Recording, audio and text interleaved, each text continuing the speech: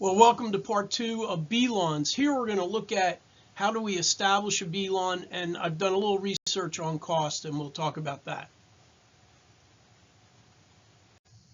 So as you recall, bee lawns are lawns ideally where you establish it with a low growing grass like a fescue and incorporate flowers, low flowering plants, perennials, to favor the bees. Here you can see after it's been mowed. You may not be able to see the flowers as well, but they're there if you were able to zoom in. On the bottom left, you may see some clover, but there's also creeping thyme in there as well.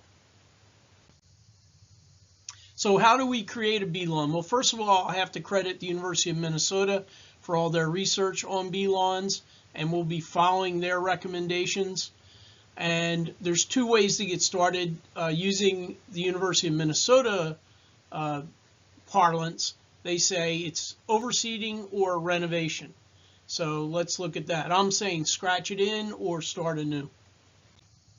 So just to point it out, for those of you that already have existing lawns, this is probably the method that you want.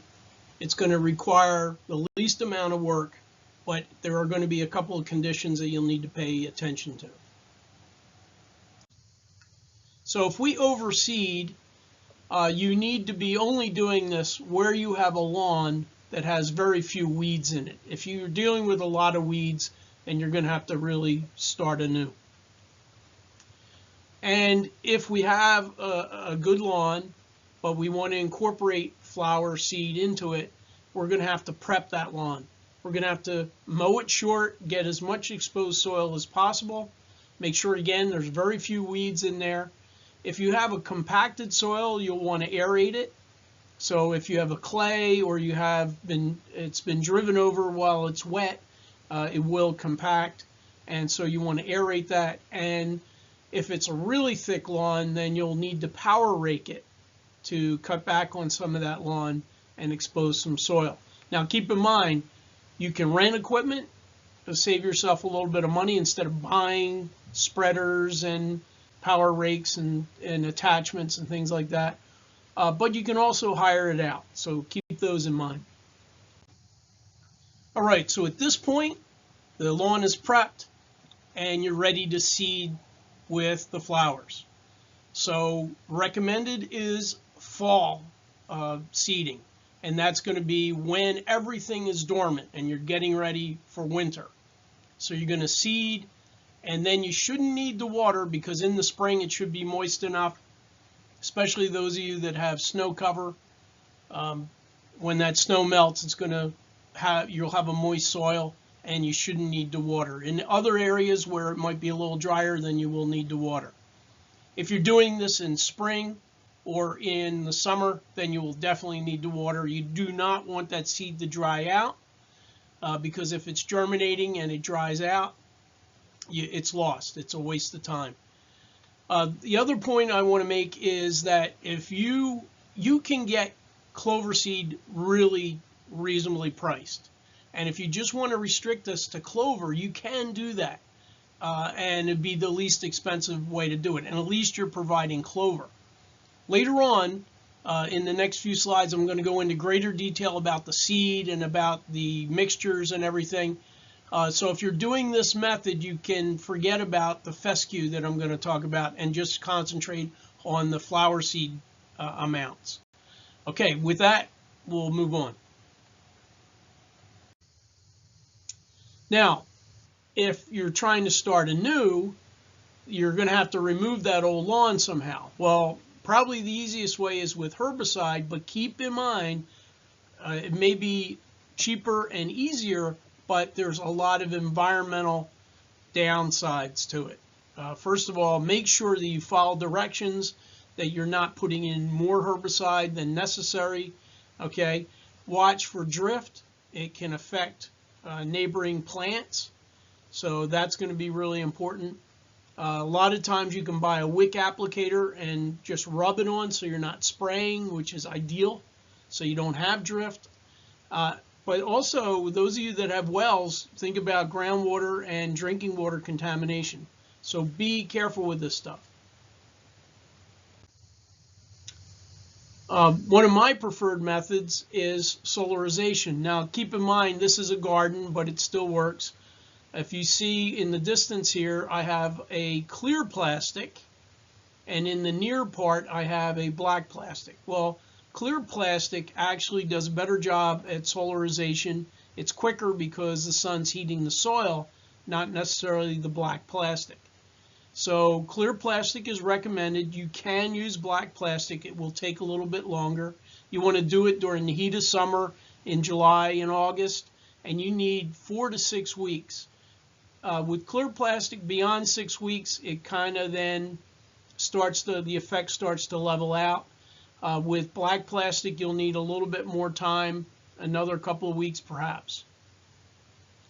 But solarization works. If you have a big lawn, you're covering a lot of lawn, but you can also do this in stages.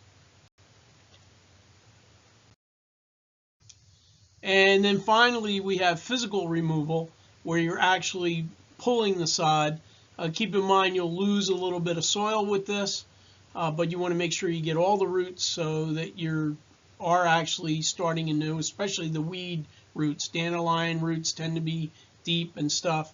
I'm not concerned about dandelions. I have them in my lawn. They don't bother me, and they do help the bees in the spring. The other thing to consider is tie this into other projects, and you'll see that's what I did with my back lawn. So following the University of Minnesota's recommendation and all the research, they have found that you need 4 to 5 pounds per 1,000 square feet, especially if you're starting from scratch. And they recommend a slow or low growing fescue. They call it a fine fescue. And you want about 4 pounds of this. Next, you need Dutch white clover. You need just over an ounce.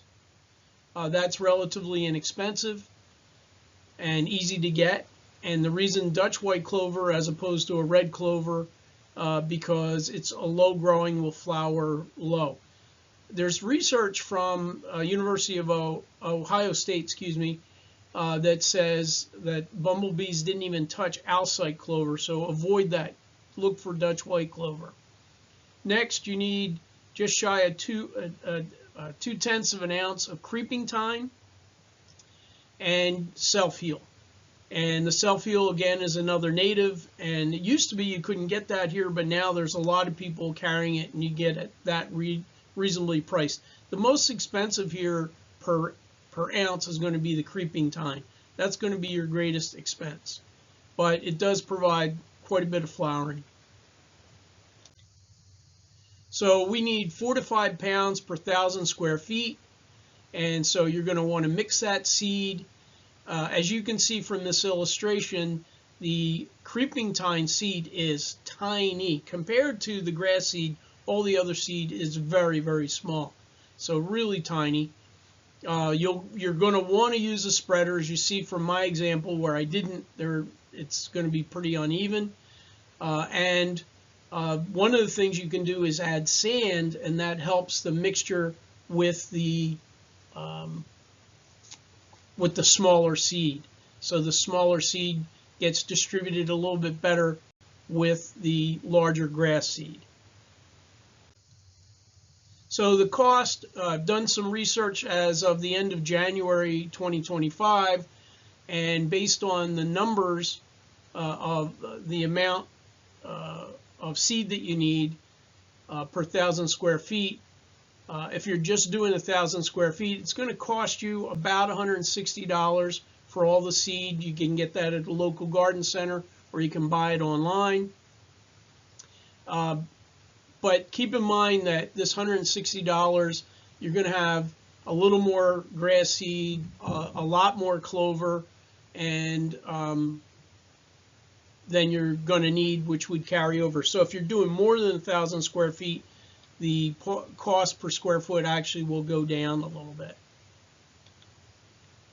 Now you can also buy from online sources a ready mix. Maybe your local garden center has it, but anywhere from $100 to $125 per 1,000 square feet. Some of these actually claim that they cover, a 5-pound bag will cover more than like 2,000 square feet. The other thing to keep in mind, these sources may be very good, but where do you live? So watch your zones. I'm in zone 3, so I have to watch what I plant and grow. Secondly, the mixes are not going to be, they're going to be close to the University of Minnesota recommendations, but they're not all exactly the same. And when you're buying bee lawn seed mixes, be careful, because a lot of them out there are not exactly grass lawns. They're meant for more alternative type lawns where you're letting it grow for pollinators much higher. So watch what you're buying.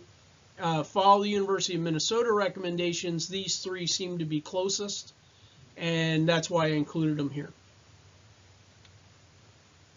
The other thing is, if you find that this is too much expense for you, and you just want a cheap way out, even if you can just include clover, you can get clover very cheap, and you could scratch that in very easily. So keep that in mind. There are some low-cost alternatives to what I'm suggesting. So when do we want to do this? Well, the recommended time is late fall, and this would be after the growing season when it's cold enough that nothing will germinate, and prior to snow. Hopefully the migratory birds have gone through, so they're not going to be eating your seed. And so dormant time is considered to be the best. And you basically, once your soil is prepped, you spread that seed in there, and you shouldn't have to do much else. I usually like to scratch it in, but they don't feel that that's necessary, because freezing and thawing is going to work it into the soil. If you opt for the spring, then as early as you can after frost, you're going to seed your lawn, and you're going to need to keep it watered so it doesn't dry out, because a germinating seed dries out, that's it. So I usually will mulch with some straw, and then I keep it watered. If you would like a lot more detail with links to all kinds of information, I urge you to check out the University of Minnesota webpage, which is my primary source for this talk.